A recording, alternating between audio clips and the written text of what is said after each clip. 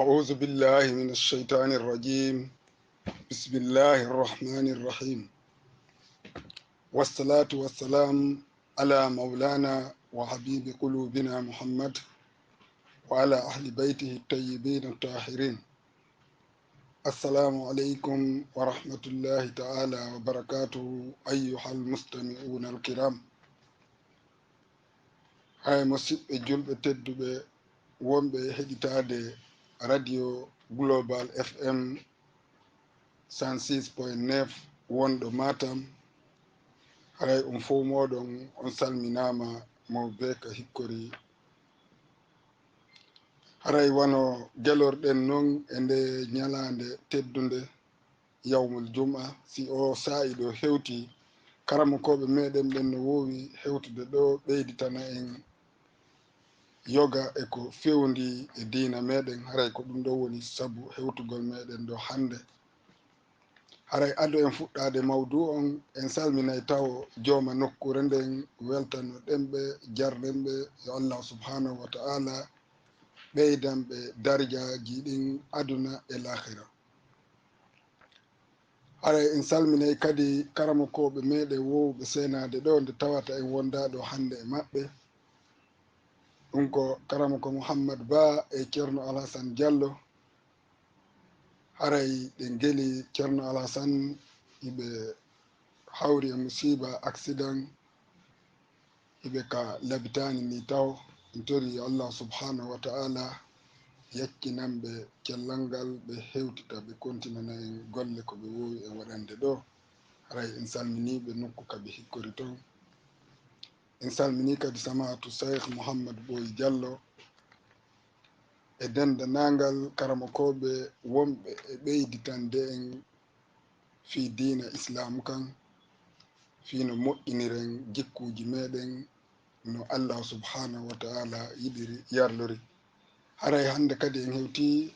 ko wonani en ka masinji to ko monsieur Ansoumane Touré, teliremma ga ko min ibrahima ba mo wowɗon nande ɗo hito muɗum, ibrahima ba pita dogol tuma. haray wano gelorɗen non islam meɗen on, haray lewru wo lewru hino woodi ko fewndi ko hana gollede ko hana ɓanginede. wano no famirɗen non e nder hitande nden fof allah subhanahu wa ta'ala hino sendi lebbi ɗin. wano sendiri saison ji ɗin non ɗen mari ko inneten ceeɗu, ɗen mari ko inneten setto, ɗen mari ko wi'eten dabbunde. affaire dewe ɗen kadi allah subhanahu wa ta'ala hino sendiri wano non. ko honɗum no woni dabbunde dewe ɗen ko lebbi tati, ko ragib e sabbordu sumaye e sumaye. e none goo kadi ɗiɗo lebbi tati tigi hiɗi senditi e saison ji ɗin tati non. ragibi on no wona setto, sabbordu sumaye on wona ndungu, sumaye on wona dabbude. ko honɗum woni ko fandiɗen e ɗum. e ngeli wano tawiri si setto ari goɗɗo wakkilaki aawi ma remi tuti golli wakkili e nder ndungu ngun on tigi mawliti danki, si dabbunde nden hewti o wawoyta towtude. haray ndu lewru sumaye hino fandani en ni nde tawata ko lewru dewal. haray en daɗɗira yewtere meɗen nden qawluhu ta'ala ba'da a'udhu billahi minash shaitani rrajim bismillahi rrahmani rrahim wasari'u ila maghfiratin min rabbikum wa jannatin arduha as-samawati wal ard uiddat lilmuttaqin. sadakallahu maulana al azim. allah subhanahu wa ta'ala imo dalani en e o aya ɗo yacce wakkile tinne e ko wonanta on sabu heɓon hafral immorde e jooma moɗon. ɗum wonana on sabu heɓon aljanna mo tawata yanji muɗum ino ɓuri asamawuji ɗin e leydi ndi. jon noon jiyaɗon gili kaw silmi o inni la ilaha illallah muhammadun rasulullah, si tawi imo moƴƴini annuye makko mba innamal amalu binniyat, haɗay kala ko anniyi o golli e kuuɗe dewe, woni ko dewal ko Allah farli mo o totti, woni ko moƴƴereji o moƴƴi e tago Allah ngu, e kala none ko o waɗi haray hino naati ɗon wasari u ila mahfirati, haray ɗo naati ɗon ɗin wakkilareji ɗon fof. mana kuuɗe dewe ko wona e waɗede kon fof ino naati wasari u ila mahfiratin min rabbikum, ko fi ɗaɓɓugol hafral e fi heɓugol aljanna. joni noon o sakkitori e honnuge on aya wondema on aljanna noon e hoore ko wakkiliɗa waɗugol kuuɗe dewe wo, ko wakkiliɗa waɗugol kuuɗe dewe, ko moƴƴiɗa wo, ko moƴƴiɗa, ko ittuɗa sadagaji wo, ko ittuɗa sadagaji, koye taw hino yaadi e tagu Allah, si heɓoya moƴƴere mum, sabuna ko ɗum o daali u iddat lil muttaqin, maranama ɓen huloɓe Allah aljannaji. o inni en e aya goo, e nder aya on o inni innama yataqabbalu llahu min almuttaqin, ande ɗe kuuɗe dewe noon ko wonɗon e wadde fop ko Allah on jaɓanta ɗe kuuɗe dewe ko wona e waɗede ko minal muttaqina, ko hulayɓe Allah ɓen, koye taw kuuɗe dewe ko wonɗa e wadde kon fop koye taw hino yaadi e kulol Allah. yon noon nde wonno hewtugol e tagu Allah e kattude kulol Allah ko hunde sattude, hunde nde welaafi, ɓay Allah subhanahu wa ta'ala noon ko o yurmeteɗo, ɓay ko o yurmeteɗo, ko yaajuɗo yurmede fi jeyaɓe makko, himo waɗani en piiji buyɗi heɓirte moƴƴere, hara fewndo ɗon mo waɗi golle e on saa'i ɗon e nden ñalande ɗon ma e ndun lewru ɗon, mo mari moƴƴereji duubul ɗum mo waɗani en ɗum étape ji e nder hitande. si o addani en noon ndu lewru suumaye kadoji ko waɗani en kon fop ko ɗum ɗo ɓuri. ɗo noon ɓay golle ko goɗɗo golli wo, ko si tawi no wondi e kulol Allah, ko si tawi on tino hulde Allah, si Allah jaɓa ko ɗum o fodi, ko ɗum ɗon o tabintini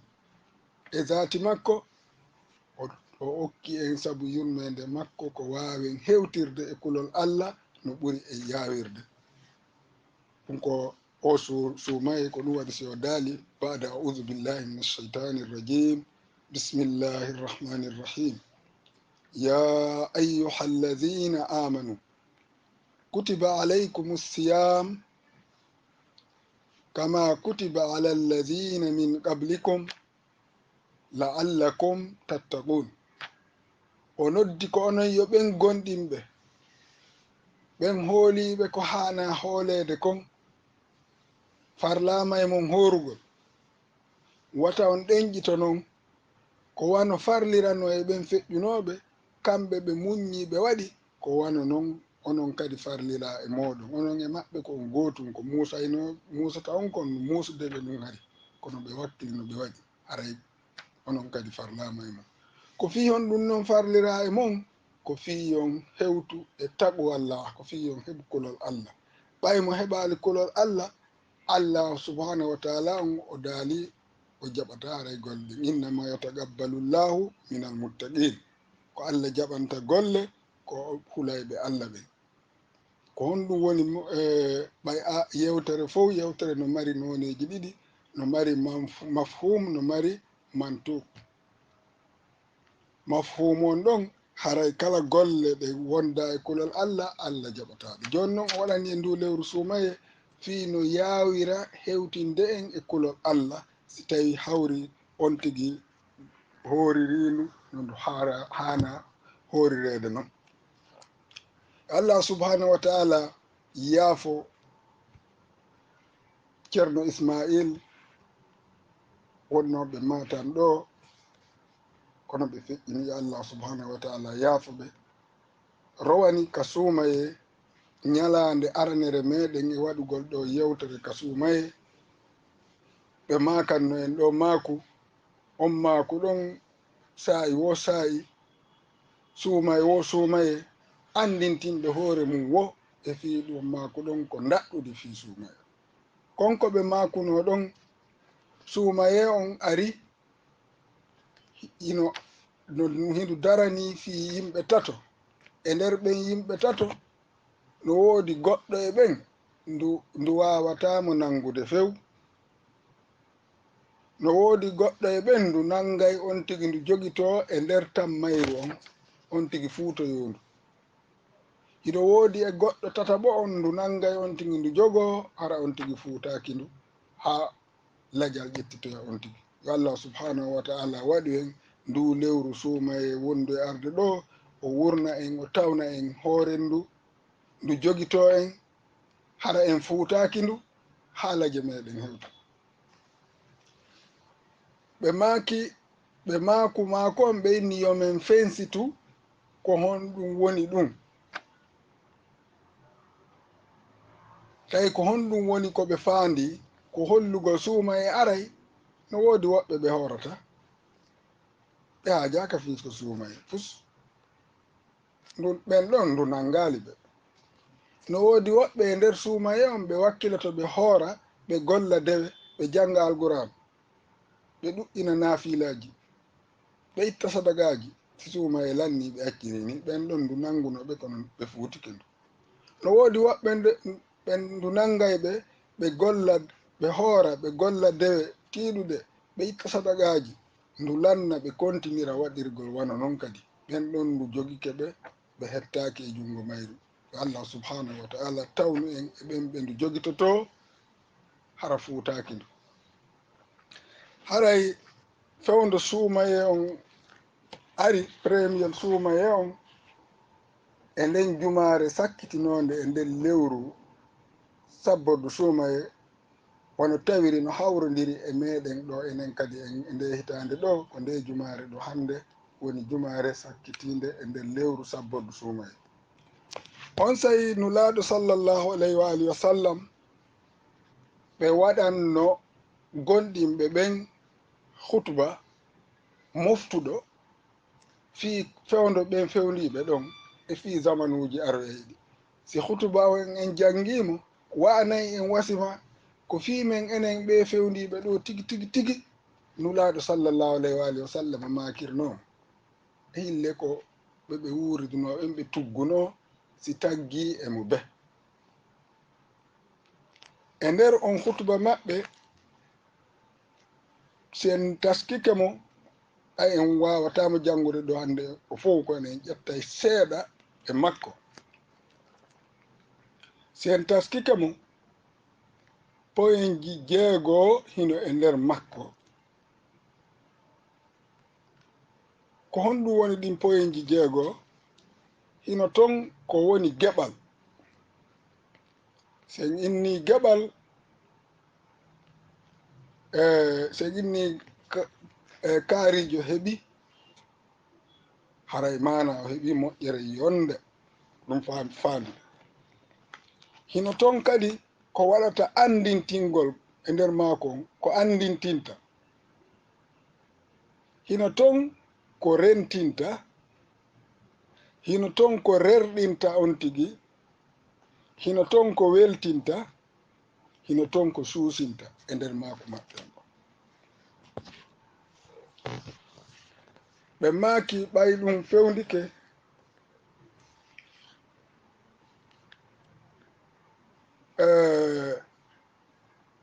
fillama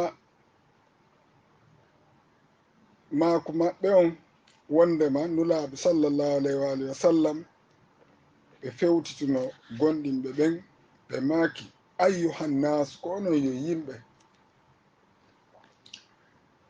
nde wonno maako maɓɓe on no tuggi e tageefa ngon fof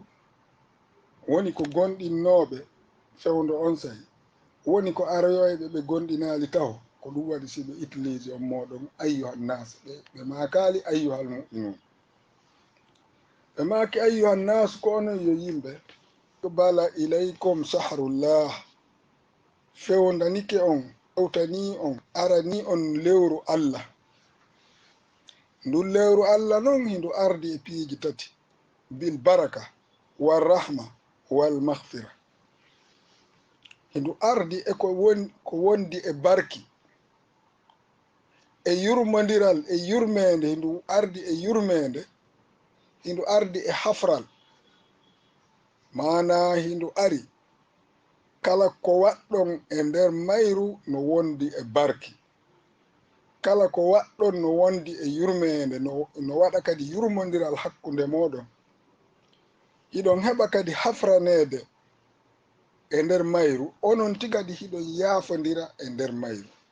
ko ɗum ɗon wiɗen geɓal go'o ko wiɗen ino e nder hutuba maɓɓe on ko tawata ko geɓal sen taskike ɗi nemaji ɗo tati barki albaraka wal rahma wal maghfira si goɗɗo heɓi ɗon e inna herde kadi ala ko lutti o heɓi ko heɓeteko kono moƴƴere allah nden e nder ndu lewru ɗo hino heewi moƴƴo hino tawa e ko holli hindu wondi e barki ɓe firiti non yeeso nde yewtere wonde hikkituɗo ɗo ko ɓangingol ɗi nemaji ɗo tati fi barki kin e yurmede nden e hafranga ɓe maki shaharun huwa indallah afdalu shuhur ko lewru ndu noon ka allah ko kayru ɓuri e lebbi ɗin fof ɗum ɗon no wondi e barki ɗum ɗo kadi no wondi e yurmede wa ayyamuhu ñalaaɗi mayru on afdalul ayyami ɓuri moƴƴude e ñalaaɗi wodude ɗin fof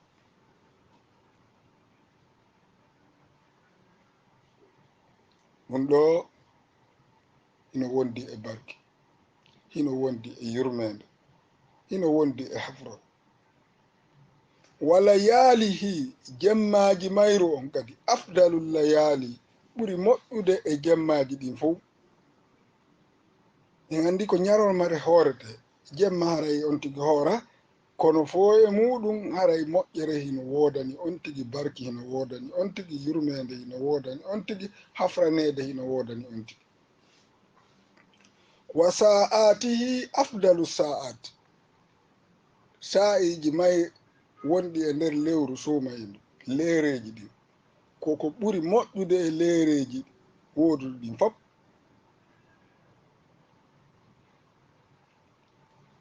ɓay noon ko ni ndu sifori hindu wondi e ɗi nemaji ɗo fof huwa sharu ndu ko ndu lewru du itum fihi on noddama e mayru ila diyafatillahi fi yo wonu hoɓɓe allah ɓay hindu wondi e ɗi nemaji ɗo fof aray on noddama wongol hoɓɓe allah jonnon musidɓe julɓe tedduɓe lulaɗo ɓe utilise o mo hoɓɓe wongol koɗo allah subhanahu wa taala jonnon hay hakkude men enen banu adam si ɗa yawde koɗagol goɗɗo a moƴƴintinto noneji no marirɗa taaga e moƴƴintinagol noneji ɗin fof a laɓɓintinto ɓornoɗa conci laaɓuɗi labaɗi werlita yeeso jalbungo e mo yawɗa koɗagol ɗon ɗum ɗo ko hakkudeji meɗen enen banu adama a ittay ayibeji ko wonduɗa kon fof si yaha koɗagol tedduɗo ma harale ko banu adamajo kala ella hunkun jogiɗa ka jikku e ka kene fof a ittay yaha e makko hiɗa holli yeeso weltingo musidɓe julɓe ɗum ɗo hara ko hakkudeji meɗen enen banu adama joni noon allah subhanahu wa taala hiɗe yawde e koɗagol mo hiɗe wonde hoɓɓe makko e nder ndu lewru ɗo kadi ko me on tigi prépare o wongol koɗo allah ko honɗum noon préparorta ko ittugol ellaji ɗi wonduɗa ɗin ko ɗum waɗi so hikkidiri ndu e lebbi ɗiɗi goo ɗi o rerɗini kadi yo waɗe dewe e muɗum yo tuube e muɗum ɗum ko lewru rajab e lewru sabboddu sumay o rerɗini horugol e nder ɗin lebbi e ittugol sadagaji e nder ɗin lebbi e tuubugol e nder ɗin lebbi, ɗum ɗon fof ko fiyo moƴƴere duublano on tigi en même temps fiyo on tigi préparo moƴƴina jikku muɗum fiino koɗoro Allah no wonira koɗo Allah subhanahu wa ta'ala e nder lewru suumayni fiyo ndu taw on tigi ko laaɓuɗo ɗe ngeli goɗɗo joni hara himo tuuni ɓandu ndum fof hino tuuni himo jiiɓi nebban kanuɗam ɗe wawi ƴettude misal wano wonɗo ka garas hara o lootaki o yeeya o jonne noon compule danejo peng e parfum muɗum yo ɓorno hay kanko so jonnama yo ɓorno o innayi o ala e ɓornade kono hara leyno joni noon ko yo ɓorno obligatoirement o taway kanko tigi ɗum ɗo yaada par ce que no ɓornori hino tuunude hay o jogii tun taw ndemo ɓorno haray o tuuni ni ko wano noon si tawi goɗɗo laɓɓinali hoore muɗum préparaki laɓɓini hoore mum itti ellaji muɗum suumaye tawa mo imo woni prépariɗo hebliɗo fi wongol koɗo Allah fi jaɓɓagol lewru suumaye haray ko wano andirɗen si goɗɗo no tuuni tus o jonnama complet danejo peng yo ɓorno wano tawiri ɗum ɗon hino nanniɗi tuuninayi ko nema ko jonna kon hara o naftorali hara so wattike ɗum ɗon laɓɓininoɗo jonnaɗo sifa on complet wattike ɓe yahi e nokkure ko ɓe yiiɗo ɓe wo ko innata daare o kaarijo ko watti par ce que haray kanko ari ndu sansalimo fiɗum fi complet keso heɓike sansalimo ko wana noon so tawi on tigi préparaki si suumaye ari ɗum sansata on tigi ko ɗum waɗi suumaye feƴƴay yiya julɓe horuɓe suumaye go buy ino wayi no wawno noon ado suumaye hewtude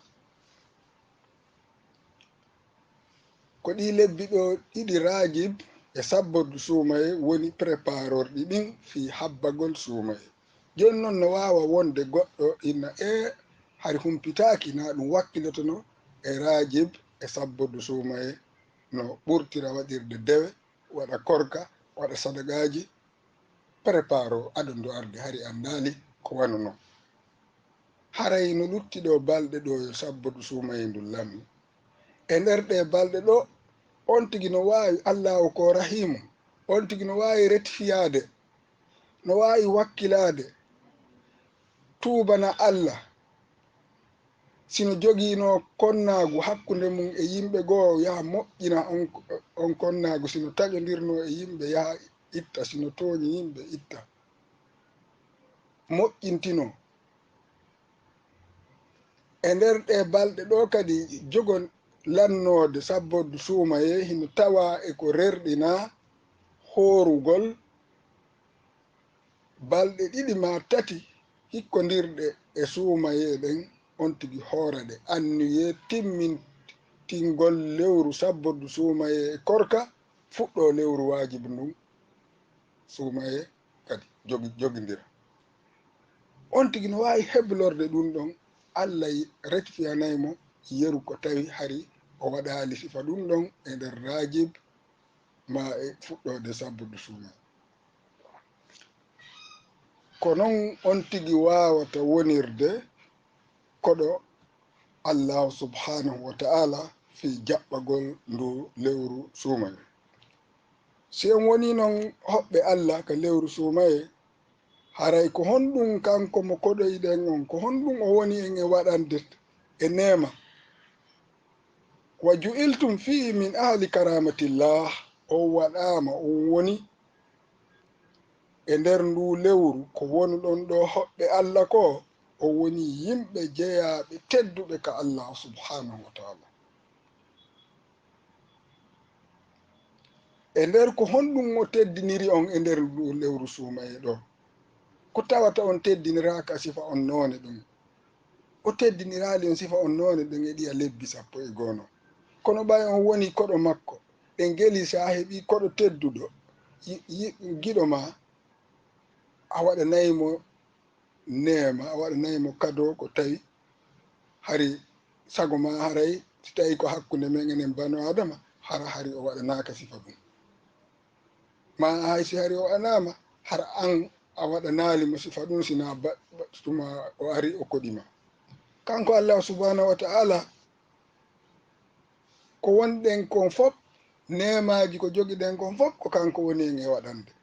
kono ɓay ɗum ɗo ndu lewru ɗo o noddi en ye won hoɓɓe makko o waɗanayi en e mayru ko tawi o waɗanali en e nder ɗiya lebbi ko honɗum woni eko tawa eko o waɗani en e nder ndu lewru ɗo anfasukum fihi tasbihi ɓe ngeli himo yamiri en subbinhinagol fasabbihi bismi rabbikal azim subbinhino yetta joma ma mawɗo hiɗe yamira waɗugol ɗum ka julde hiɗe yamira waɗugol ɗum harana e julde toujours jantagol inde Allah ko Allah subhanahu wa ta'ala yiɗi jantorede inde muɗum ko fodi baraji muɗum ɗuɗuɗi so on tigi waɗi ɗum so on tigi waɗi subhanallah ma subhana rabbiyal azim wa bihamdi ma subhana rabbiyal ala wa bihamdi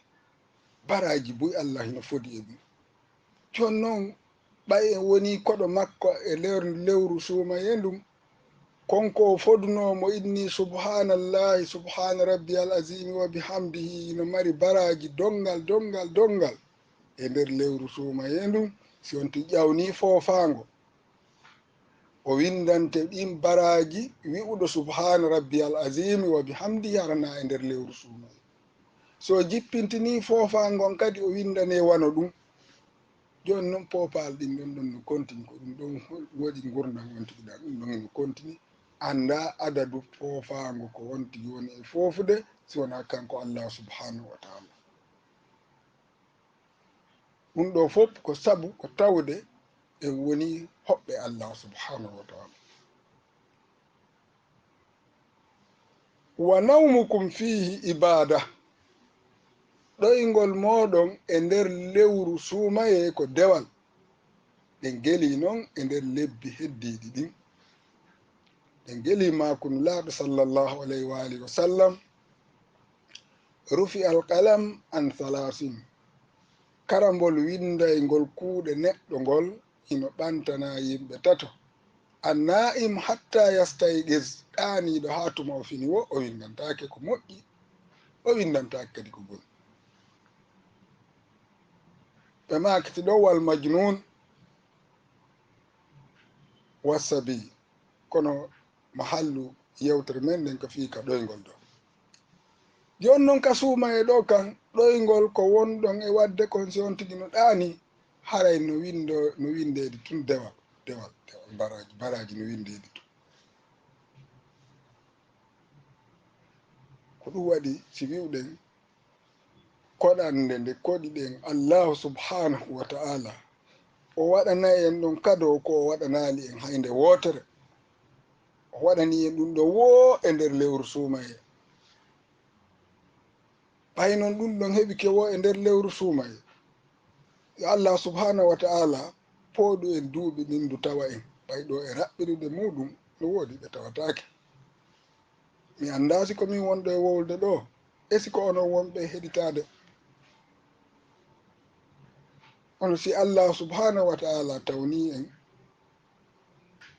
haray ko wana ni ɗo woniri fodare ko Allah subhanahu wa ta'ala fodiri wa amalukum fihi maqbul golleji ko wonɗon e gollude e nder lewru ndun ko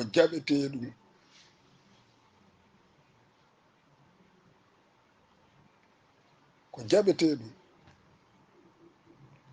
wa du'a'ukum fihi mustajaba du'awuji moɗon ko jaabinteɗum ko ɗum wiwnoɗen ka fuɗɗode e nder o maku maɓɓe no jogii geɓe jeego heɓugol geɓal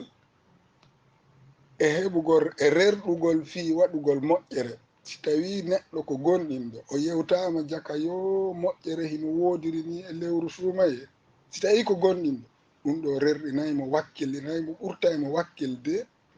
fino o gollira. ko ɗum si wiide hutuba nulaɗon ɗo hino ton goɗɗum ko woni ko rahba ko rerɗinayi ɗum neɗɗo gonɗinɗo. hino ton kadi ko wondi e welo welo sabu andugol humpitagol golleji ko wonɗon e gollude kon duwawuji moɗon ko jabutuɗum. ɓaynon en andi ɗum ɗon du'aji ɗin ko jabotoɗi. nulaɗo maki sallllahu alayhi wa alihi wa sallam fas'alullaha rabbakum biniyatin sadika. tore allahu jooma moɗon wondude annuyeji gonguɗi, wondude annuyeji gonguɗi.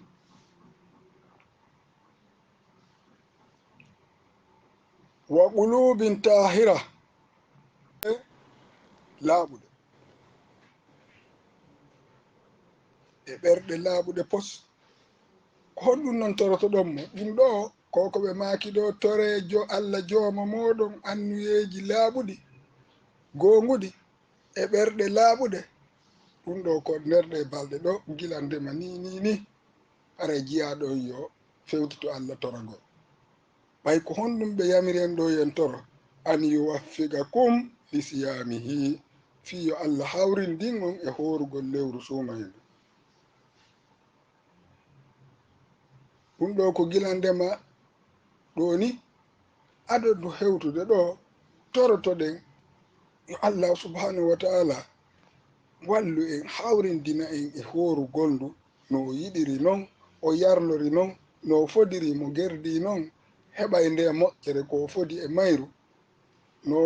no fodiri wondema mo gerdi non wonay koɗo makko, o teddinira on tigi ɗi nemaji ɗi janguɗen ɗo. toroɗen yo allah hawrindin en e hawrugol e on sawaba. wattidude e tororagol ɗon kadi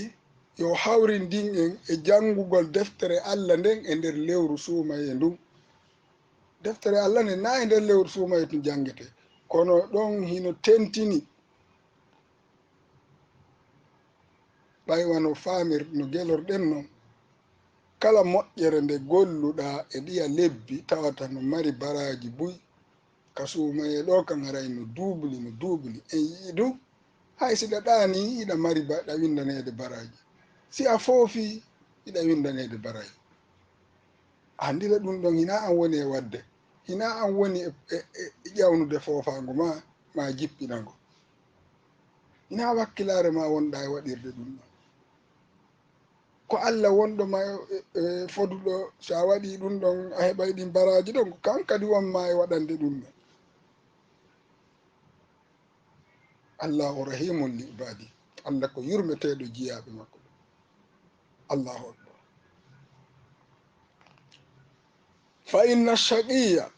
ɓe maaki kamɓe nulaɗo ɓaawo makugol maɓɓe ɗi makuji ɗo. ɓe inni ande ko woni malkisaɗo, ko woni malkisaɗo man hurima gufrana llahi fi hadha sahari l azim. allahu akbar. ko woni aden malkisaɗo ko on ɗalaɗo heɓugol hafral allah e nder ndu lewru mawnduɗo. si ndu lewru ɗo ari acci on tigi e bakkatu o heɓari hafral, on ɗon woni malkisaɗo. on ɗon wiyete malkisaɗo, ko on ɗon wiyete hakkaɗo. ina ko inneten ka aduna ɗo kaari hakkama, ina ɗum ɗo woni hakke. ɓay enen ko wiyeten hakkaɗo kon, si tawi goɗɗo wuuri ka aduna ɗo, o heɓali jawdi, o heɓali teddugal yimɓe ɓen, ma o heɓali hay jiidi, piiji ɗi tawata ko allah jarri borta ɗi. si goɗɗo allah jarriborimo angal heɓugol ɗi, enen ɓe wuufi ara inne wonɗon oɗo kaari ko hakkaɗo no. awa aray ndulaɗo sallllahu alayhi wa alihi wa sallam ko ɓe makani en ɗo ko tigi tigi on ko woni hakkaɗo malkisaɗo, ko on mo lewru suumaye ari on tigi ronki heɓde hafral allah ngal e nder lewru ndu yahi ndu accidi mo e bakkato. so a nani ko wiyete kon hakkaɗo ko on ɗon, malkisaɗo ko on ɗon. musidɓe julɓe tedduɓe, ko nema jano, nema mo ala kattudi ndu lewru suumaye. no miijitorɗen wofi lewru suumaye ɓurteten yettirde allah, anden allah subhanahu wa ta'ala himo rerɗani mo faalana jiyaɓe ɓe fop heɓugol maɓɓe. jonnon ɗi nemaji ɗo fop hina accugol tu ñamugol e yargol heɓinayi maɗi, ko me hoorina tere maɗen fo ko ɗum ɓe makani en e hadis wonali horugol ko accugol ñamugol e yargol. si a hooray hoorin tere maɗen fo, noppi ɗin, gita ɗen, hundukkon, tere maɗen fop koye hooru ka be hino mari noone no hoorirta non. si heɓa ɗi moƴƴereji ɗo ko sida hoorini tere maɗen fo tawata sa foofi a heɓa baraji wiwɗo subhana rabbiyal azim wa bihamdihi. siɗa ɗani windoɓe secrétaire ɓe allah ɓen malaika ɓe winda ɓe kuuɗe jiya ɓen no windude tun moƴƴereji wima. e kadi en aray yewtugol eɗen ñalaɗe arayɗe inchallahu taala, kono yewten ɗum ɗon andintinen kadi adondu fuɗɗade hara on ɗum ɗon kadi en fuɗɗoday e premier jour on. ko heɓata kadi ɗi nemaji ɗo ko si a fuɗɗike hoorugol ngol ka allah subhanahu wa taala yamirma ya fuɗɗo ɗon, naɓa kadi hattina ka ha yamirma ya haɗu ɗon, si wawa heɓde nde moƴƴere. honno fandi ɗen e wiugol ɗum allah subhanahu wa taala mo sar inani en korka kan ko gili honto ka fuɗɗoto ka yaha kadi ha honto. o inni ñaame yaron e nder jemma o ha ɓangana on ciifol ɓalewol e danewol wawon sendirde ka hoore peeral fajiri. gili ɗon noon summa atimmu siyama ilal layl, hoti timmino on korkan ka jemma. ka fuɗɗode fof alhamdulillah sinafimo be haray kaka mum woni inaka kene ka sugulagol, kono ɗon tañƴini ɗen yimɓe ɓen ino renade e muɗum, tañƴini ɗen ɓayde haray mo be hino ka muɗum. kono noon ka timminoygol ka huntagol musidɓe julɓe tedduɓe, ka huntagol ka leydi meɗen ɗo Conakry ko wonɗen ɗo, ɗum ɗon ala kay respectede fewi majorité. haray heɓowo non nde moƴƴere fodande ɗo ko si on tigi tawi no iwde ka allah inni yo iwe ɗon o naɓa, ha ka allah inni yo naɓe ɗon.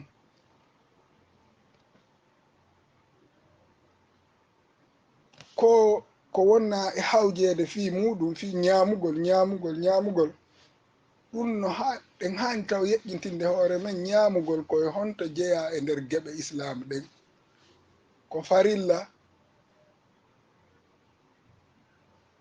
kaa ko sunna, kaa ko harmuɗum, kaa ko aña, kaa ko dagi. ɓay ko ɗe ɗo geɓe joyi wuudi. ñamugol koko dagi si tawi hewti saa'i ka allah subhanahu wa ta'ala inni ko ha ɗon hoorete, haray dagike ta wawi ñamude. ɗay non ko dagi siɗa faala waɗa, siɗa faala acca ɗon, ɗa faala hobboɗa seeɗa. no wawi wano ado suumayon ɗo si fana yonoyiɗo joni ɓe noddini fana o yoni ñamugol fewnike. ayiyayno woɓɓe no inna e ñamgol ngol feeni en ñamay taw si juulen ka en juulay taw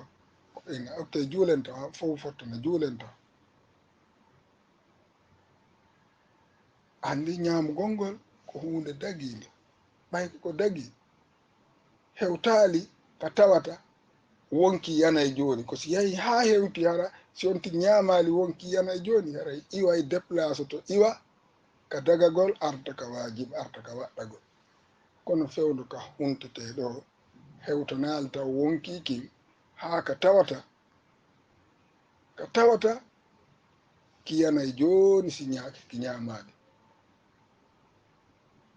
kadi taƴugol korka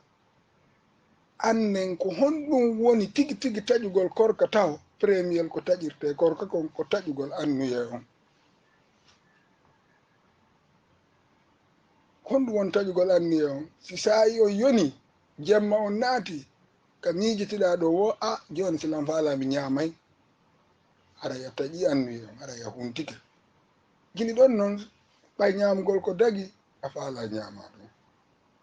ko faalɗa o siko a yaru goɗɗum siko a ƴakku goɗɗum haray teddinen fiiɗum ɗo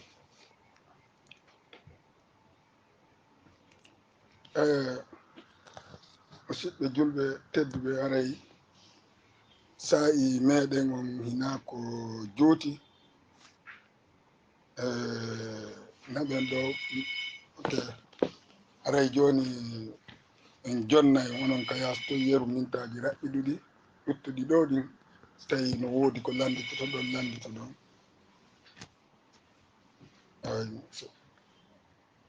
allo assalamu aleykum allo assalamu aleykum nam alhamdulillah ceerno ibrahima nam amin ya allah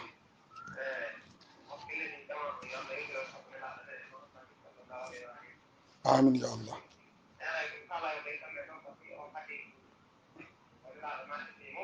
nam nam nam nam make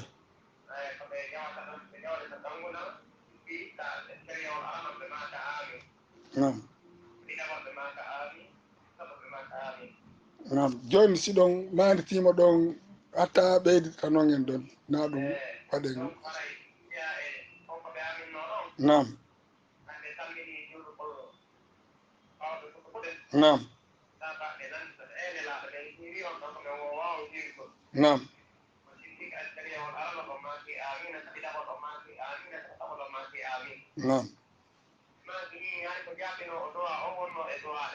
nam nam nam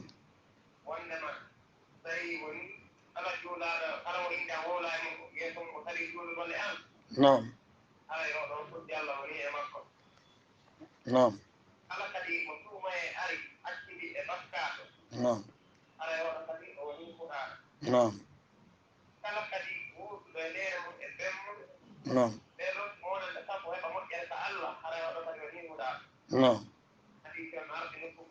nam nam nam noon tigi nam nam noon tigi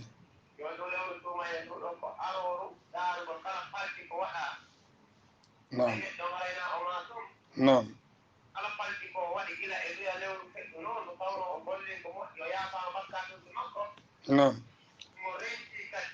nam nam nam haray raɓɓinɗinen sayi o muutike ɓe signalde nam eyyo ko maku yeɗɗuɗo important jo wonɗo mo nasib ceerno ibrahima en wonno en e ɓanginande ɗo nde wonno en jangguiɗo e nder makunulaɗo on ko woni malkisaɗo ko ommo heɓali hafral e nder ndu lewru suumaye ko ɗum ɓe falano en yeƴƴintinde e o maku nulaɗo ɗo sallllahu alayhi wa alihi wa sallam ndaren si tawi no woodi luttuɓe kadi ka laawol yeru o sa'i raɓɓiɗuɓe ɗo haray ɓe signali en sa'i on yoni haray joni inchallahu taala en sa'iji arayɗi haray ko wonani en ka masinji to ko monsieur Ansoumane Touré telirem maga ko min Ibrahima Ba haray en salmini ceerno Alassane en e karama ko Mouhammad e samatu Cheikh Mouhammad Boy Diallo en jarni jooma nde nokkure e dendanangal wonɓe e gollude ga haray assalamu aleykum wa rahmatullahi taala wa barakatuh